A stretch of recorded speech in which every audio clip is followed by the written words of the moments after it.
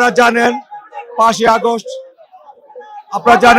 August একটি বিশেষ গণতান্ত্রিক আন্দোলনের মাধ্যমে এই দেশের মধ্যে স্বৈরাচার হটানো হয়েছে এবং তৎসময়ে ঘোষণা করা হয়েছিল বাংলার মাটিতে কোনো বৈষম্য থাকবে না।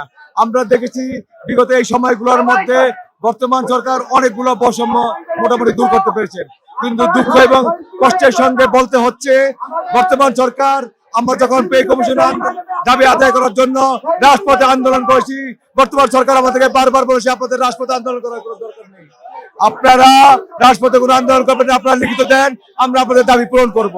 আমরা তৎসময় লিখিত দিয়েছিলাম এবং দাবি আদায় করার জন্য আমরা রাজপথ ছেড়ে আমরা আমাদের কর্মস্থলে ফিরে গিয়েছিলাম। এর পরিপ্রেক্ষিতে পে কমিশন গঠন করা হয়েছিল এবং পে কমিশন তাদের রিপোর্ট পেশ করা হয়েছে।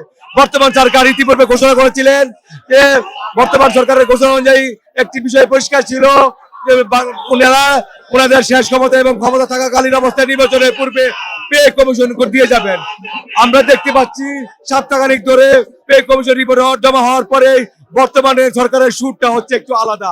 তারা সেই পেচিস হাসিনার মতন কথা বলতে চাচ্ছে যে তারা পে কমিশন দিবে না, পে কমিশন দিবে পরবর্তী সরকার। যদি আপনারা পে কমিশন না দিয়ে থাকেন তাহলে 1.5 বছর আমাদেরকে অনাথ রেখেছেন কেন, ক্ষুধার্ত অবস্থায় রেখেছেন কেন?